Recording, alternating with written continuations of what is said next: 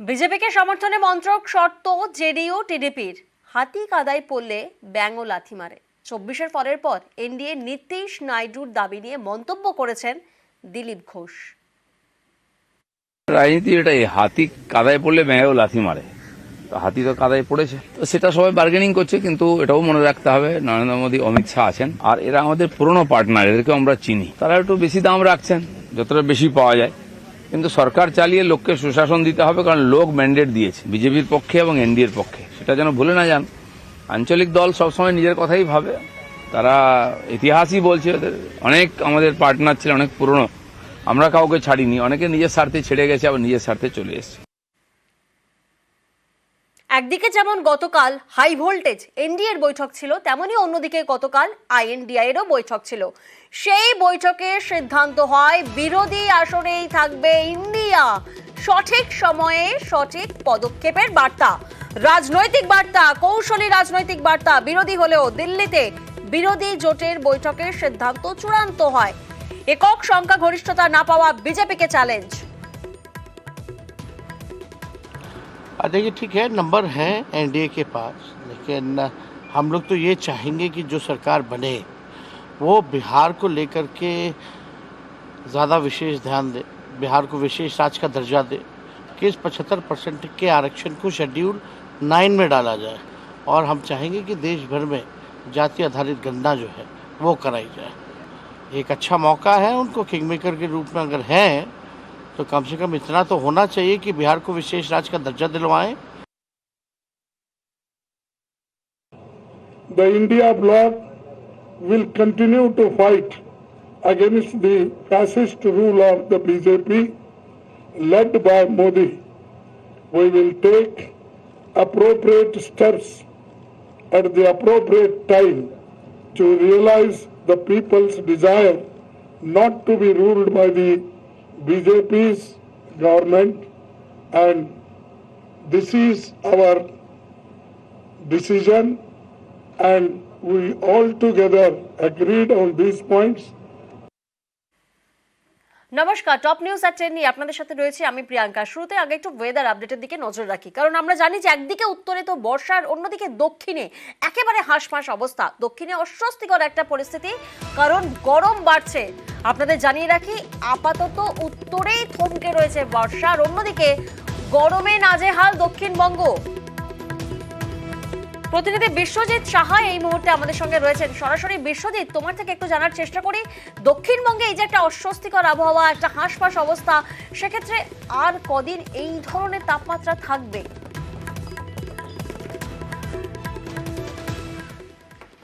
দেখো, একটা অস্বস্তি ছিল, সেই অস্বস্তিটা চরমে উঠছে, কারণ একদিকে যেমন তাপমাত্রা বাড়ছে, আজ থেকে আগামী দুদিনে অন্তত 4 ডিগ্রি সেলসিয়াস তাপমাত্রা বাড়বে, অর্থাৎ যে উইকেন্ডের সামনে রয়েছে তাতে কিন্তু চরম অবস্থা হবে।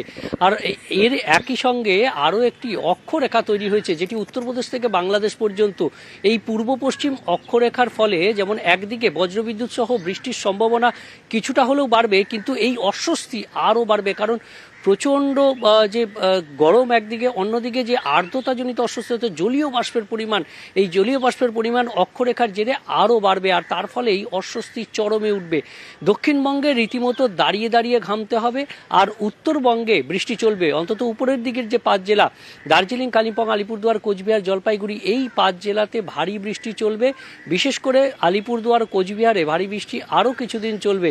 অন্যদিকে নিচের দিকের জেলাগুলি মালদা ও 2 দিনাজপুরেও গরম অস্বস্তি থাকবে। তার সঙ্গেই আজ বজ্রবিদ্যুৎ সহ বৃষ্টির সম্ভাবনা থাকবে। আগামী কাল থেকে এই উপরের দিকের, অর্থাৎ মালদা, 2 দিনাজপুর, এই জেলাগুলিতে যেমন একটু বৃষ্টির সম্ভাবনা কমবে, তেমনি দক্ষিণবঙ্গেও বৃষ্টির সম্ভাবনা সামগ্রিকভাবে কমবে। যদিও অক্ষরেখা তৈরি হয়েছে এবং আবহাওয়া বিজ্ঞানীরা বলছেন এই অক্ষরেখার ফলে বিহার, ঝাড়খণ্ড এবং গাঙ্গেয় পশ্চিমবঙ্গের উপর দিয়ে যাওয়ার ফলে এই অঞ্চলে বজ্রবিদ্যুৎ সহ যে বৃষ্টি, সেই বৃষ্টির সম্ভাবনা একটু বাড়বে।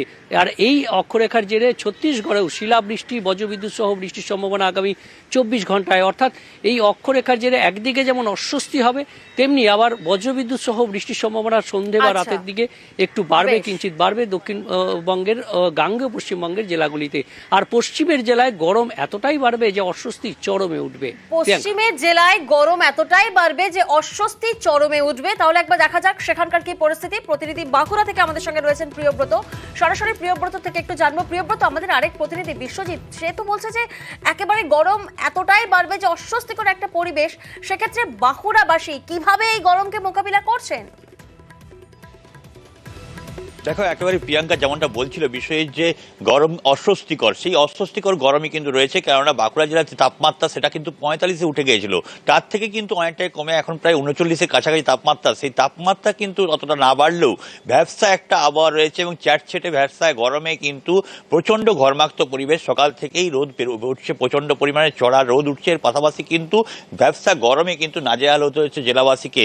প্রচণ্ড পরিমাণ জল খেতে বলছেন চিকিৎসকরা। মানুষজন যারা রাস্তায় বেরোচ্ছেন তারা কিন্তু প্রচুর পরিমাণ জল নিয়ে বেরোচ্ছেন। এর পাশাপাশি যেসব দোকান রয়েছে, আমের দোকান, রস এবং খেজুর রস থেকে শুরু করে আখের রস থেকে শুরু করে বিভিন্ন ধরনের যেসব পানীয় পাওয়া যায়, ঠান্ডা পানীয়, সেই সব দোকানে ভিড় করছেন এবং প্রচুর পরিমাণে জল মানুষ যেমন খাচ্ছেন তার পাশাপাশি কিন্তু কিছুটা জিরিয়েও নিচ্ছেন, গাছের তলায় কিছুটা বসে কাটাচ্ছেন। কিন্তু এই যে ভ্যাবসা গরম সেটা কিন্তু বিকেলের দিকে কেটে যাচ্ছে, একটা বজ্রগর্ভ মেঘের সঞ্চার হচ্ছে এবং প্রতিদিনই কিন্তু নিয়ম করে বৃষ্টি হচ্ছে। সেক্ষেত্রে বলা যায় যে স্বস্তিদায়ক আবহাওয়া রাতে ফিরে এলেও দিনের বেলাটা কিন্তু প্রচন্ড গরম থাকছে। এর সঙ্গে কিন্তু ঘর্মাক্ত পরিবেশ এবং একটা ভ্যাবসা আবহাওয়া, আর এতেই নাজেহাল হতে হচ্ছে জেলার স্থানীয়রা, কারণ সেখানে পারদ কিন্তু 40 ডিগ্রির কাছে। আর এবার একটু মালদার দিকে নজর রাখা যাক। মালদায় কিন্তু অন্য ছবি সকাল থেকে ধরা পড়েছে। দেখুন, মালদাতে সকাল থেকে বৃষ্টি। প্রতিনিধি সেবক এই মুহূর্তে আমাদের সঙ্গে রয়েছেন। সেবক, মালদায় সকাল থেকেই কি বজ্রবিদ্যুৎ সহ বৃষ্টিপাত চলছে? দেখো প্রিয়াঙ্কা, অন্য সহকর্মীরা যেটা জানাচ্ছিলেন যে অস্বস্তিকর অবস্থা পশ্চিমের জেলাগুলিতে, কিন্তু মালদাহের আবহাওয়ার বিরাট বদল। গতকাল পর্যন্ত অত্যন্ত গরমে অসহ্য পরিস্থিতি হয়েছিল জেলাবাসীর, আর আজকে কিন্তু ভোর থেকে আমরা দেখছি আবহাওয়ার বদল এবং এক ধাক্কায় তাপমাত্রা বেশ কয়েক ডিগ্রি কমে গিয়েছে। আকাশে মেঘের ঘন ঘটা বলা যেতে পারে। সকালের দিকে কার্যত আধার নেমে আসে শহরে এবং পরের দিকে কিন্তু দফায় দফায় কখনো হালকা কখনো মাঝারি বৃষ্টি হয়েছে। এখনো পর্যন্ত কিন্তু রোদ আর মেঘের লুকোচুরি চলছে মালদায়। স্বস্তিকর পরিস্থিতি বলা যেতেই পারে। একেবারেই।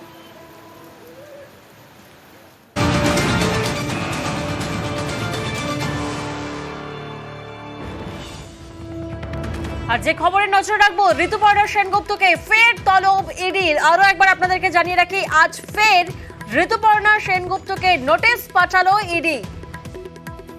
ঋতুপর্ণা সেনগুপ্তকে ফের তলব ইডির। আগামী সপ্তাহে ফের ঋতুপর্ণা সেনগুপ্তকে তলব করা হলো। আজই নোটিশ পাঠালো ইডি। প্রতিনিধি অনুপ এই মুহূর্তে আমাদের সঙ্গে রয়েছেন। অনুপ, সেক্ষেত্রে ঋতুপর্ণা সেনগুপ্তর তরফ থেকে কি কোনো জবাব বা কোনো মেল পাঠানো হয়েছে ইডির কাছে? গতকাল ঋতুপর্ণা সেনগুপ্তের পক্ষ থেকে কিন্তু মেল পাঠানো হয়েছিল। তিনি বিদেশে আছেন এবং সময় চেয়েছিলেন, এমনটাই এই মর্মে কিন্তু চিঠি মেল করে উল্লেখ করা হয়েছিল।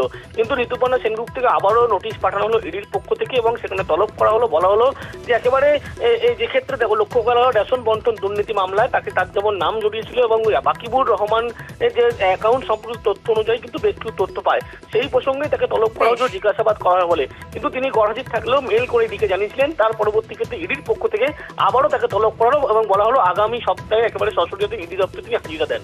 বেশ।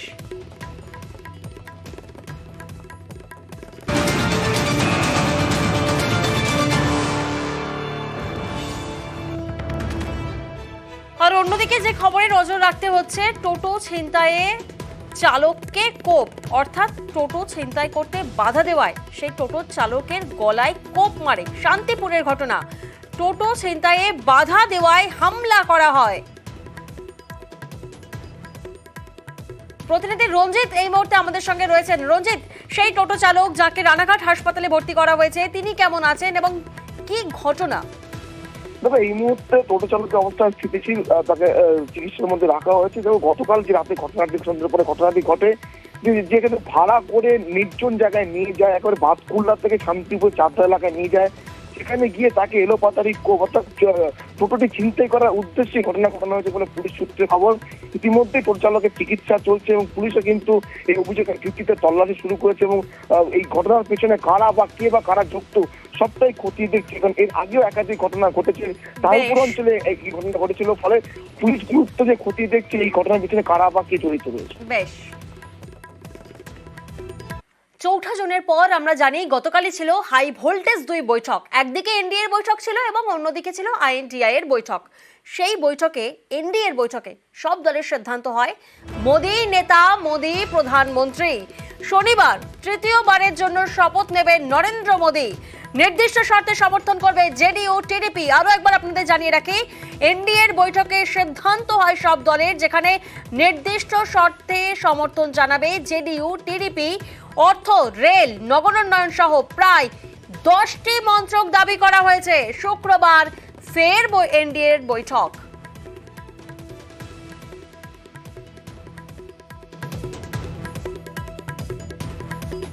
You're part of the NDA, sir. Sir, how was it? How can we contest elections if you are not a part of NDA?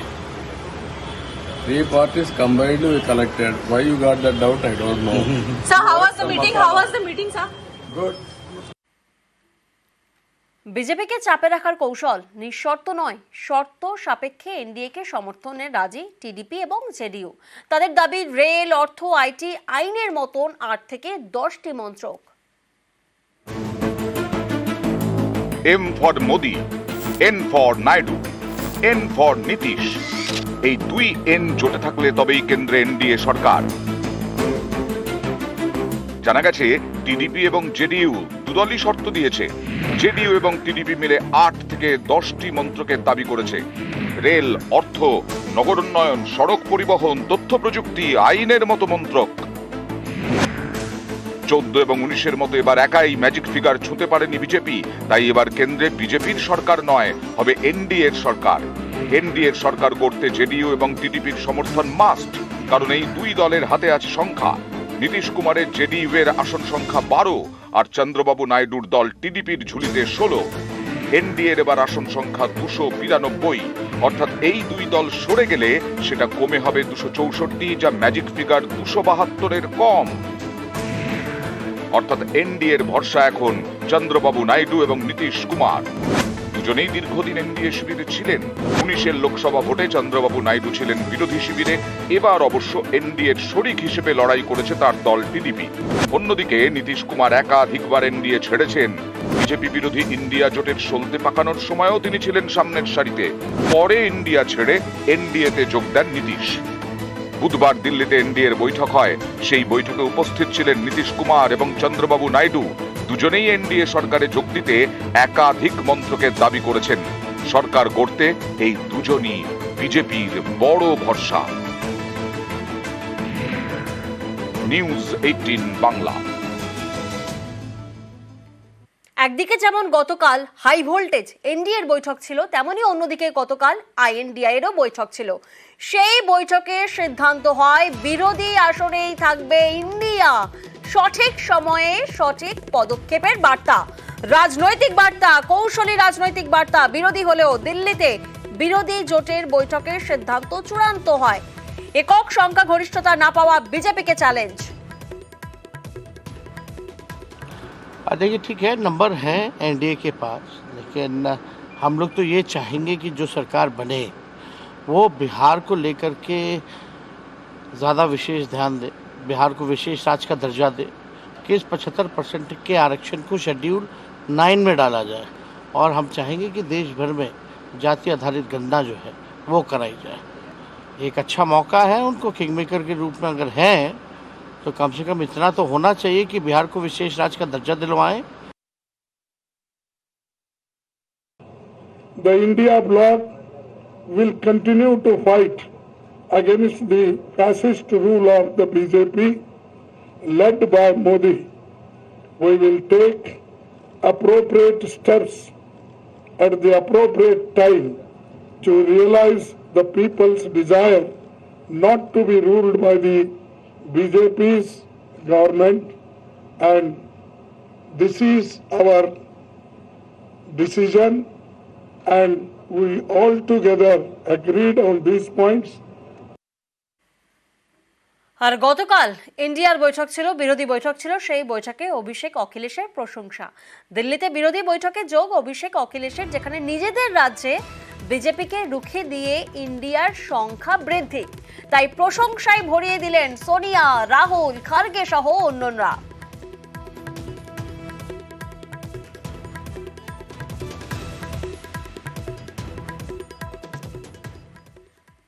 আসন বদলে মেদিনীপুর থেকে বর্ধমান দুর্গাপুর, হারের পর ফের বিস্ফোরক দিলীপ ঘোষ। আসন বদলের সিদ্ধান্ত নিয়ে প্রশ্ন তুললেন বিজেপির প্রাক্তন রাজ্য সভাপতি। তার দাবি, ভোটের ফলেই প্রমাণ হয়ে গিয়েছে যে আসন বদলের সিদ্ধান্ত ভুল ছিল। ঘুরিয়ে বঙ্গ বিজেপি নেতৃত্বকে তোপ দাগলেন। রাজ্য বিজেপির সাংগঠনিক দুর্বলতা নিয়েও প্রশ্ন তুললেন দিলীপ ঘোষ। যেভাবে সংগঠন একবারে পশ্চিমবঙ্গে শুয়ে পড়েছিল, কর্মীরা বেরোননি, কর্মীদের বার করতে গিয়ে আমি তো মেদিনীপুরে 1 বছর 1.25 বছর ধরে লেগে বুথ অব্দি সংগঠন তৈরি করেছিলাম, সব গ্রামে গেছিলাম। আমার ফান্ড থেকে যা কাজ করা সে তো আমি করেছি, রাস্তাঘাট ইত্যাদি। তো মানুষ খুশি ছিল, সমস্ত পার্টির লোকেরাই আমার পক্ষে ছিল। যে কোনো কারণে হোক, পার্টির সিদ্ধান্ত নিয়েছে সেটা ঠিক ছিল না, প্রমাণ হয়ে গেছে। তো আমি বাকি জায়গায়ও করব, কিন্তু সংগঠন যেভাবে ঢিলে হয়ে গেছে সব জায়গায়, বুথে আমরা প্রথমে লোক খুঁজে পাইনি, খুঁজে দাঁড় করাতে এজেন্ট খুঁজতেও হয়েছে। তো দুর্বলতা ছিল সংগঠনের, সেই জন্য সব জায়গায় সার্বিকভাবে আমাদের ভোট কমেছে এবং হার হয়েছে। বঙ্গ বিজেপি নেতৃত্বে বদলের জল্পনা উস্কে দিলেন দিলীপ ঘোষ।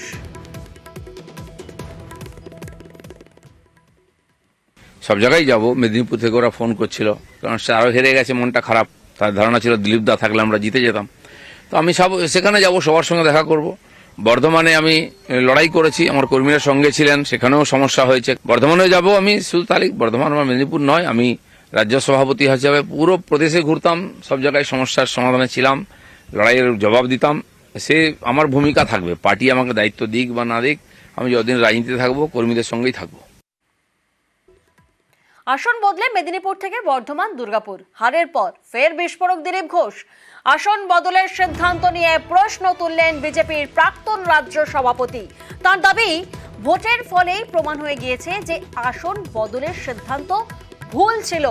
ঘুরিয়ে বঙ্গ বিজেপি নেতৃত্বকে তোপ দাগলেন। রাজ্য বিজেপির সাংগঠনিক দুর্বলতা নিয়েও প্রশ্ন তুললেন দিলীপ ঘোষ।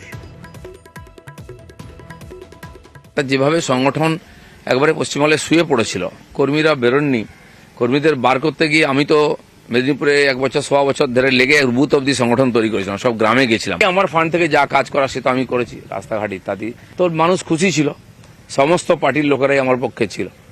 যে কোনো কারণে হোক, পার্টির সিদ্ধান্ত নিয়েছে সেটা ঠিক ছিল না, প্রমাণ হয়ে গেছে। তো আমি বাকি জায়গায়ও করব, কিন্তু সংগঠন যেভাবে ঢিলে হয়ে গেছে সব জায়গায়, বুথে আমরা প্রথমে লোক খুঁজে পাইনি, খুঁজে দাঁড় করাতে এজেন্ট খুঁজতেও হয়েছে। তো দুর্বলতা ছিল সংগঠনের, সেই জন্য সব জায়গায় সার্বিকভাবে আমাদের ভোট কমেছে এবং হার হয়েছে। বঙ্গ বিজেপি নেতৃত্বে বদলের জল্পনা উস্কে দিলেন দিলীপ ঘোষ। সব জায়গায় যাব, মেদিনীপুর থেকে ওরা ফোন করছিল, কারণ সে আরো হেরে গেছে, মনটা খারাপ। তার ধারণা ছিল দিলীপ দা থাকলে আমরা জিতে যেতাম। তো আমি সেখানে যাব, সবার সঙ্গে দেখা করব। বর্ধমানে আমি লড়াই করেছি, আমার কর্মীরা সঙ্গে ছিলেন, সেখানেও সমস্যা হয়েছে। বর্ধমানে যাব আমি, শুধু তাহলে বর্ধমান বা মেদিনীপুর নয়, আমি রাজ্য সভাপতি হিসাবে পুরো প্রদেশে ঘুরতাম, সব জায়গায় সমস্যার সমাধানে ছিলাম, লড়াইয়ের জবাব দিতাম। সে আমার ভূমিকা থাকবে, পার্টি আমাকে দায়িত্ব দিক বা না দিক, আমি যতদিন রাজনীতিতে থাকবো কর্মীদের সঙ্গেই থাকবো। 21-এর পুনরাবৃত্তি 24-এও বাংলায় আবারও তৃণমূলের বিরুদ্ধে ধরাশায়ী বিজেপি। কেন এমন হলো? 7 দিনের মধ্যে জেলা থেকে রিপোর্ট চাইল বিজেপির রাজ্য নেতৃত্ব।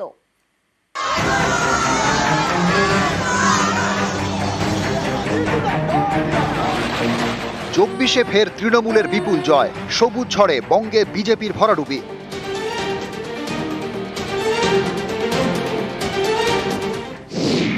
2019-এর লোকসভা ভোটে 18টি আসন পায় বিজেপি, এবার সেটা কমে 12।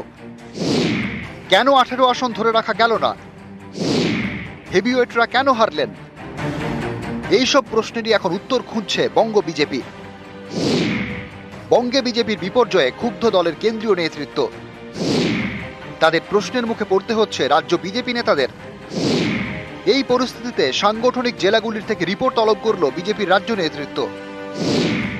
জেলা নেতৃত্বকে 7 দিনের মধ্যে রিপোর্ট দিয়ে জানাতে হবে হারের কারণ।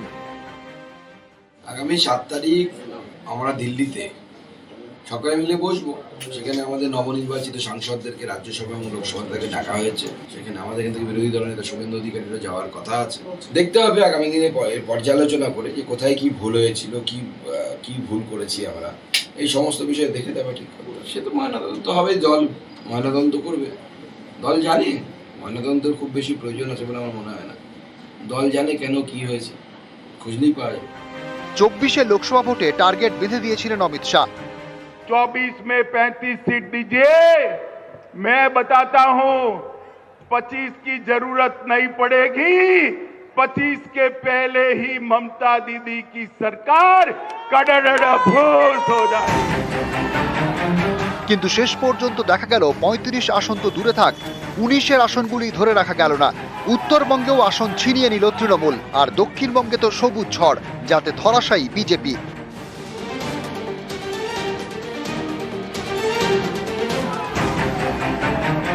বঙ্গ বিজেপির কাছে বড় বিড়ম্বনা 2 কেন্দ্রীয় মন্ত্রীর হার। কোচবিহারে হারলেন নিশীথ প্রামাণিক, বাঁকুড়ায় সুভাষ সরকার। একের পর এক হেভিওয়েট পদপ্রার্থী এবার হেরেছেন। বর্ধমান দুর্গাপুরে হেরেছেন দিলীপ ঘোষ, আসানসোলে SS আলুওয়ালিয়া, কলকাতা দক্ষিণে দেবশ্রী চৌধুরী, ব্যারাকপুরে অর্জুন সিং, হুগলিতে লকেট। এর মধ্যে দিলীপ, দেবশ্রী ও আলুওয়ালিয়াকে এবার নতুন পিচে নামতে হয়। 19-এ জেতা সত্ত্বেও তাদের আসন বদল করে বিজেপি। নতুন আসনে লড়ে 3 জনেই হেরেছেন। কেন এমন ভরাডুবি? কারণ খুঁজতে কাটা ছেঁড়া শুরু বিজেপির। কোন কোন ক্ষেত্রে দলের এই বিপর্যয় তার বিস্তারিত তথ্য অনুসন্ধানে এবার ময়না তদন্তে নামল বিজেপি রাজ্য কমিটি। একদিকে ঘরোয়া কোন্দল, অন্যদিকে আদিনব্য দ্বন্দ্ব, সাংগঠনিক দুর্বলতা নাকি অন্য কিছু রয়েছে এই বিপর্যয়ের নেপথ্যে, সেটাই খতিয়ে দেখছে বঙ্গপদ্ম শিবির। ক্যামেরায় বিপুল ঘোষের সঙ্গে ভেঙ্কটেশ্বর লাহিড়ী, নিউজ 18 বাংলা, কলকাতা।